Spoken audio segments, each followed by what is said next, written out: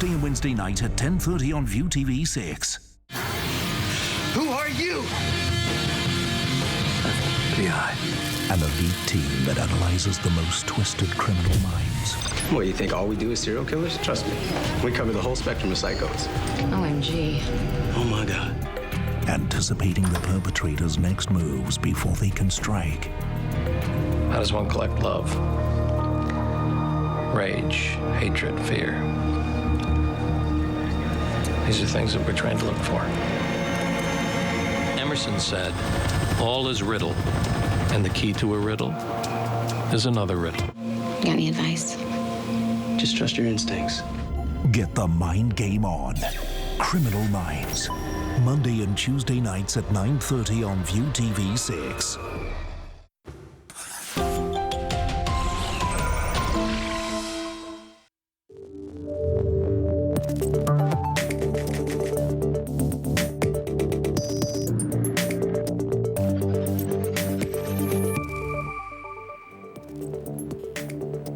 Hello there, and thanks for joining us for this late edition of ViuTV News. I'm Patrick Fogg. Coming up, the High Court boots out 4 more pro-democracy lawmakers from office after they were accused of not taking their oaths seriously. All eyes on how China will handle Liu Xia after the death of her husband, Liu Xiaobo. And Emmanuel Macron hails France's relationship with the US as Trump draws attention over remarks about the French president's wife. All right, first up, in an unprecedented move, the High Court today stripped 4 pro-democracy lawmakers of their seats. That's after the government took them to court for not taking their oaths seriously at the LegCo swearing-in ceremony last year. Leung Kwo-Kung, Lau Siu-lai, Nathan Law and Edward Yiu were accused of adding to the original wording of the oath and twisting their pitches and pace while reading. In handing down his judgment, High Court Judge Thomas Au called these actions theatrical and were disrespectful to the oath-taking process. The ruling will be backdated to October last year. Legislative Council President Andrew Leung said the 4 would be given 2 weeks to clear their offices and would not be allowed to join any meetings. Having Beijing to interpret the basic law and exporting legal procedures just to alter election results and to disappoint voters is unthinkable and unseen of in any other democratic societies. Well, Pan-Democrats, along with around 1,000 other people, gathered outside the government headquarters forecourt, also known as Civic Square, to voice anger at the court's judgment.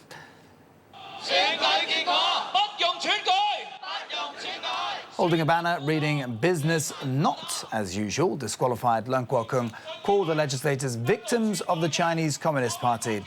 Labour Party's Fernando Cheung also called the verdict a huge blow to the democratic movement of Hong Kong. Democratic legislators took turns to speak, with veteran journalist Ching Cheong also attending the occasion.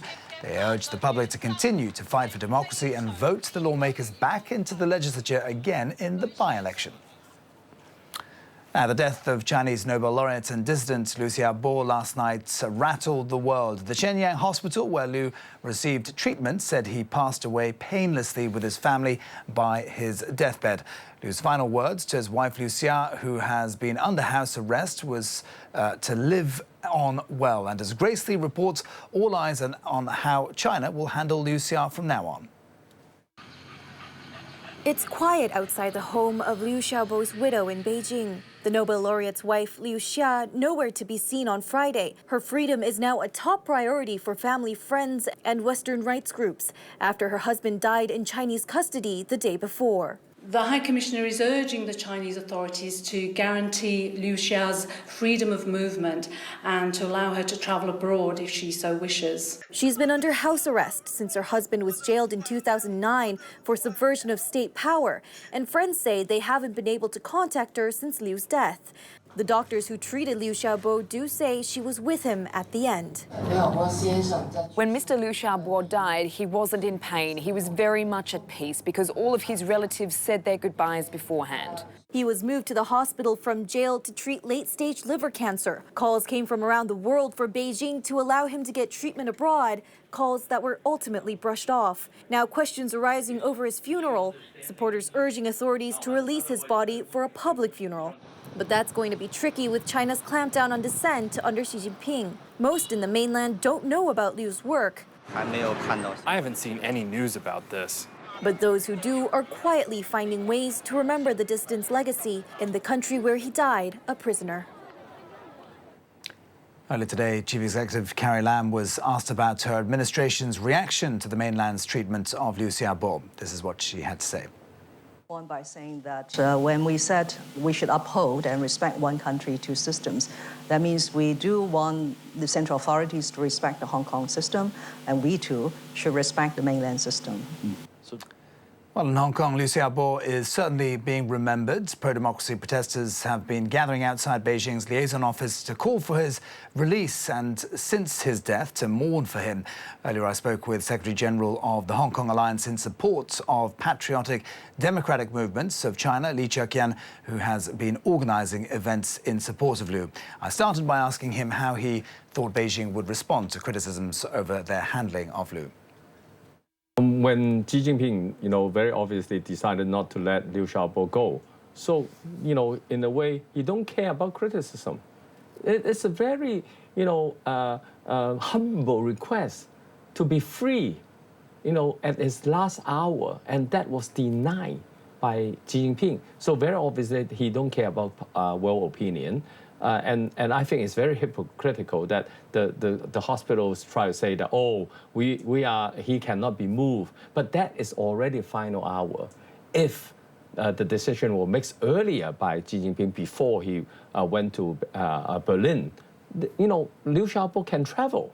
And so we are so angry because it very obviously, firstly, there's a delay in treatment. Then he was not allowed to be treated outside, so they let him die in the hospital, and so they are responsible. Right. Well, all the attention now is turned towards his wife. Do you think there are any chances of Liu Xia being able to leave the country? Yeah, of course, we will be organizing a protest tomorrow night. And mourning Liu Xiaobo at the same time demanding the freedom of Liu Xia in Hong Kong. And we are calling upon everywhere in the world to have protests and demand for freedom of Liu Xia. But whether, Xi Jinping will do that, it's very difficult to guess, because he seems to be more concerned about national security than international image, and more concerned with sort of, what we call in Chinese, killing the chicken and warning off the monkey. And so he wants to make a case to the rest of the country, dissident, your freedom is denied, and you have to kowtow, bow down, and then maybe there will be leniency. If not, hardline. Well, let me ask you about how this all links to Hong Kong. First of all, what did you make of Carrie Lam's comments just there that we heard? And also, you think that this is very much linked to the disqualification of the lawmakers in Hong Kong today. How exactly are they linked, do you think? Firstly, when China can treat one person in this way, such a hardline and unsympathetic, inhuman way, how do we expect them to treat 7 million people seriously? Our freedom, our democracy. And very obviously, the disqualification of the pro-democracy legislator, is prompted by the National People Congress interpretation of basic law. So they are doing that to Liu Xiaobo and doing the same thing in Hong Kong. And Carrie Lam is just there, I cannot do anything. So I think it's up to us to fight back, including democracy in Hong Kong, our freedom, our system, and our one country, two system, and also to support the freedom of Liu Xia. Li Keqian speaking to us earlier. To news elsewhere now, and French President Emmanuel Macron hailed France's relationship with the United States as it marked Bastille Day celebrations in Paris. He said nothing would break us apart. This as American and French troops marched shoulder to shoulder along the Champs-Élysées in a parade attended by US President Donald Trump. The event commemorates both France's annual National Day and the centenary of the United States' entry into World War I.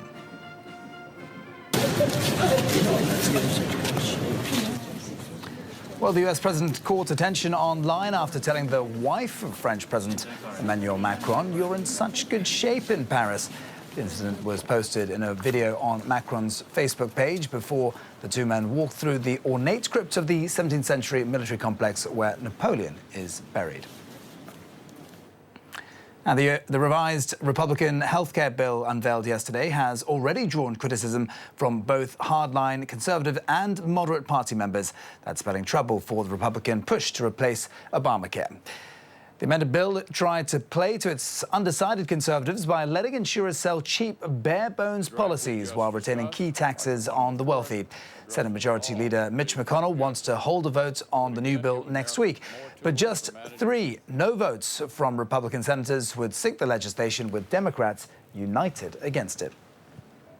Moderate Republicans looking at this bill should be able to see that the incredibly modest change to the tax provisions, the small pot of funding for opioid abuse treatment, these other tweaks around the edges are like a drop in the bucket compared to what the bill does to Medicaid, to seniors, to Americans with pre-existing conditions. Saying the US, and a 20-year-old man has confessed to killing 4 men who had been missing for days in Pennsylvania. Cosmo Donato also admitted to burying their bodies on a farm owned by his family. Police have now found at least 1 body on a rural farm north of Philadelphia. Dozens of police and FBI officers are involved in recovery efforts. The 4 men, who were all around the same age as Donato, had been missing since Friday. Donato's lawyer said his client confessed as part of a deal he struck with prosecutors. The Commonwealth will not be seeking the death penalty. So Cosmo was spared life in terms of giving all of his relevant information that he possibly could. All right, time now for the latest from the world of business.